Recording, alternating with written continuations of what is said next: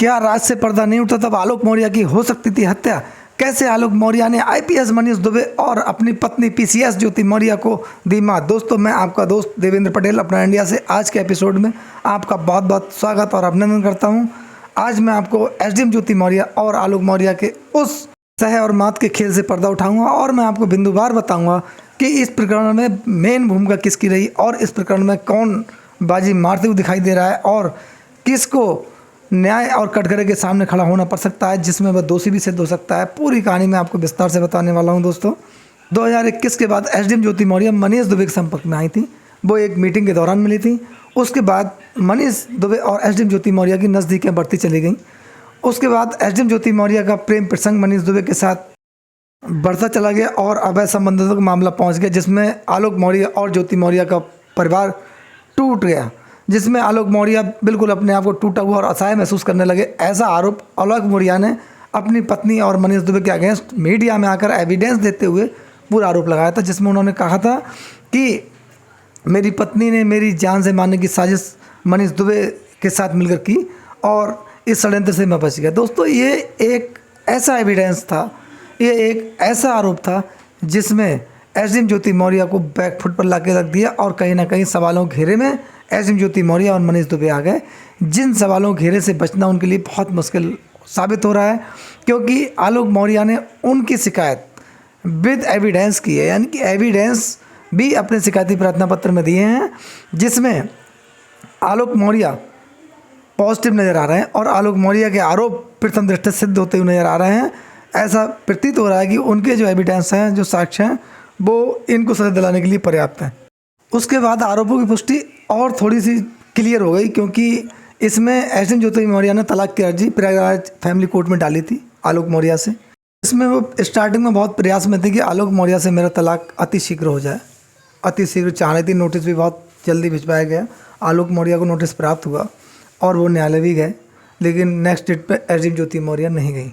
वो किसी कारणों से नहीं गई, वो कारण मैंने आपको लास्ट वीडियो में बताए भी थे। लेकिन इसमें उसके बाद मीडिया के सामने एक बार एसडीएम ज्योति मौर्य आई, उसमें उनका जो साक्षात्कार थोड़ा सा हुआ, उसमें एसडीएम ज्योति मौर्य घबराई हुई महसूस हो रही थी। उनके जो जवाब थे वो सटीक नहीं थे। उनका सीधा जवाब ना देकर एसडीएम ज्योति मौर्य एकदम बौखलाई नज़र आ रही थी। उनके जो आंसर थे वो एकदम व्यंग्यात्मक थे। जो आंसर जवाबों सवालों के नहीं थे, बल्कि कुछ और ही बयां कर रहे थे। और उनकी जो चैट वायरल हुई, उसमें भी ये पुष्टि हुई कि एसडीएम ज्योति मौर्य के मंसूबे और मनीष दुबे के मंसूबे आलोक मौर्य के अगेंस्ट ज़्यादा अच्छे नहीं थे। वो अगर आलोक मौर्य इसमें सजग नहीं होता, सक्रिय नहीं होता, तब ये मानकर चलिए कि आलोक मौर्य आज इस दुनिया में शायद नहीं हो सकते थे, क्योंकि जो आरोप आलोक मौर्य ने लगाए थे वो एविडेंस देकर लगाए थे, लेकिन उन आरोपों की पुष्टि आज तक एसडीएम ज्योति मौर्य ने स्वयं अपने व्यवहार से कर दी, क्योंकि किसी भी प्लेटफॉर्म पर जो चैट या अपने ऑडियो क्लिप का विरोध ज्योति मौर्य ने नहीं किया है। ना ही मनीष दुबे ने कहा कि ये मेरी वॉइस नहीं है या मेरी चैट नहीं है, और ये तो उन्होंने कहा कि मेरी निजता भंग की और आईटी एक्ट में आलोक मौर्य के अगेंस्ट एक मुकदमा लिखवा दिया गया, जिसमें आलोक मौर्य के खिलाफ जो मुकदमा लिखा गया उसका उन्होंने जिक्र किया कि इन्होंने मेरी निजता भंग की है, मेरे मोबाइल को मेरी जानकारी के बिना लॉगिन किया। ये तमाम आरोप उन्होंने लगाए, लेकिन अपने चैट और ऑडियो क्लिप पर नहीं बोले, और ना ही आज तक मनीष दुबे ने कोई दिया। एक बार मनीष दुबे से मीडिया ने बात करने का प्रयास की, लेकिन मीडिया को वो धक्का देते हुए दिखाई दिए, यानी कि बौखलाहट और डर सीधा दिखाई दे रहा था, घबराहट। ये कैसे पॉसिबल हुआ? अगर आलोक मौर्य इतना सजग व्यक्ति नहीं होते, जिसने एक आईपीएस जो कि वेल ट्रेंड, जिसे ट्रेनिंग दी गई, जिसे साहब अगर हमारे हिंदुस्तान के कानून के हिसाब से देखा जाए, जिसकी मानसिक चेतना, आईक्यू लेवल बहुत अच्छा हो, बुद्धिमान, उसे हम लोग आईपीएस यानी कि प्रशासनिक ऑफिसर कहते हैं, जिसके डिसीजन से किसी का भविष्य सुधर या बिगड़ सकता है, जिसका डिसीजन पावर बहुत अच्छा होता है, वो ऑफिसर को एक आलोक मौर्य जैसे 4th क्लास कर्मचारी, जिसका स्वयं मनीष दुबे उपहास उड़ाते हुए दिखाई दे रहे थे कि वो क्या जाने पीसीएस आईपीएस में कितनी परीक्षाएं होती हैं, उसे ये पता नहीं होता किस किस लेवल पे एग्ज़ाम होते हैं, उस व्यक्ति का उपहास उड़ा रहे थे। उसी व्यक्ति ने उनको बैक फुट पर लाकर खड़ा कर दिया, उस चौराहे पर लाकर खड़ा कर दिया जिसकी बगल में कोई दूसरा व्यक्ति आज हिंदुस्तान का सजग नागरिक उनकी बगल में खड़ा होना पसंद नहीं करा कि अरे ये वही मनीष दुबे है जिसने किसी के परिवार को बंटाधार कर दिया। जो अधिकारी जब पोस्टेड होते हैं तब भारत के संविधान की रक्षा करना, कानून का जनता से पालन कराना और कानून और न्याय का साथ देना और न्याय संगत कार्य करने के लिए उनकी पोस्टेड जब होती है तब उन्हें कसम खिलाई जाती है कि मैं देश और जनता के हित में काम करूँगा, किसी भी अवैध या समाज विरोधी गतिविधि में लिप्त नहीं होऊंगा।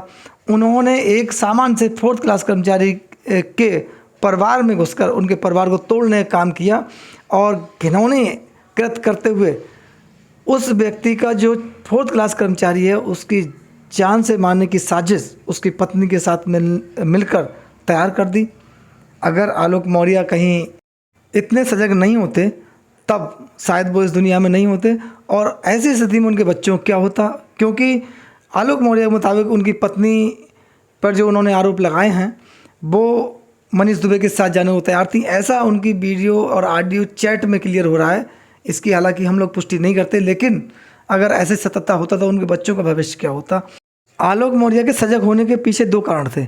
एक तो उनका IQ लेवल अच्छा, दूसरी बात ये कि उनकी पत्नी के द्वारा एसडीएम ज्योति मौर्य के द्वारा आलोक मौर्य को डेली प्रताड़ित किया जाता था, क्योंकि लेकिन परिवार बनाए रखने के लिए ऐसा मीडिया के सामने भी कहा कि मैं अपने बच्चियों की खातिर जो है समझौता करने को तैयार हूँ, यानी कि परिवार बनाए रखने की नीयत से आलोक मौर्य बर्दाश्त करते रहे।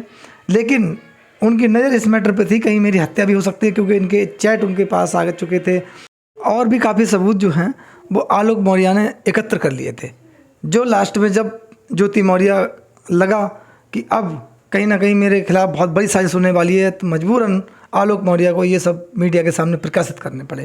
एसडीएम ज्योति मौर्य आलोक मौर्य के सामने छोटी साबित हो रही हैं, क्योंकि आलोक मौर्य ने वो काम किया कि एक PCS अधिकारी को उन्होंने मात दी, एक IPS अधिकारी को मात दी। एसडीएम ज्योति मौर्य के जो कृत्य हैं वो गंभीर हैं, उन पर जो आरोप हैं वो गंभीर हैं। इनका परिणाम अगर सिद्ध हुए, सही साबित हुए तो एसडीएम ज्योति मौर्य और मनीष दुबे को बहुत ही गंभीरता से भुगतने पड़ेंगे। अब 28 अगस्त को ज्योति मौर्य और आलोक मौर्य का आमना सामना होगा, जिसमें डायरी के बारे में उनसे क्वेश्चन पूछे जा सकते हैं कि बताइए भाई ये डायरी किसकी है, किसका हैंड राइटिंग है, या इसमें तमाम जो लेन देन है 33 करोड़ का जो लेन देन है वो कहाँ कहाँ से लिया गया है। हालांकि कुछ लोगों के इसमें बयान भी ले लिए गए हैं, जो ज्योति मौर्य के अधीनस्थ अधिकारी रहे हैं उनके बयान भी दर्ज हो गए हैं। लेकिन अब इनसे आमने सामने बिठा के पूछा जाएगा, उसके बाद ज्योति मौर्य को उसका जवाब देना होगा, आलोक मौर्य को उन आरोपों की पुष्टि करनी होगी। दोस्तों सबसे बड़ा विषय इसमें यह है कि स्टार्टिंग में मनीष दुबे और एसडीएम ज्योति मौर्य आलोक मौर्य को बहुत हल्के में ले रहे थे। उन्हें लग रहा था कि एक 4th क्लास कर्मचारी है, इसका कुछ विवेक नहीं हो सकता है, लेकिन आलोक मौर्य का विवेक IQ लेवल काफ़ी हाई है और वो एक बिल्कुल ट्रेंड ऑफिसर की तरह व्यवहार करता है। उनकी लैंग्वेज देखिए, उनकी बॉडी लैंग्वेज देखिए, उनके वाक्यांश देखिए, वो सब स्पष्ट करते हैं कि आलोक मौर्य अपने आप में क्वालिफाइड व्यक्ति है। कोई व्यक्ति को किसी के पद से नहीं आंक सकते, किसी के आचरण से आप व्यक्ति को आंक सकते हैं, किसी के व्यवहार से, किसी कार्यशैली क्षमता जो होती है उससे आप आंक सकते हैं कि व्यक्ति किस लेवल का है, लेकिन आप किसी के पद से आप किसी व्यक्ति के IQ लेवल या उसके विवेक को नहीं आंक सकते। दोस्तों आलोक मौर्य ने IPS मनीष दुबे को और एसडीएम ज्योति मौर्य को देश की जनता के सामने एक विलेन घोषित कर दिया और वो विलेन है भी, क्योंकि उन पर गंभीर आरोप आलोक मौर्य ने जो लगाए हैं, जो आरोप उनके गंभीर प्रवृत्ति के हैं और आलोक मौर्य एक हीरो की तरह देश की जनता के सामने उभर कर आए हैं। दोस्तों इसरो ने जो चंद्रयान के द्वारा चांद पर जो इतिहास रचा है उसके लिए हम बहुत बहुत आभारी हैं और अपने समस्त भारतवासियों को बहुत बहुत बधाइयाँ देते हैं। दोस्तों अगले वीडियो में नए एपिसोड में नए विषय के साथ मैं आपसे पुनः मिलूँगा। तब तक के लिए धन्यवाद, नमस्कार, जय हिंद, जय भारत।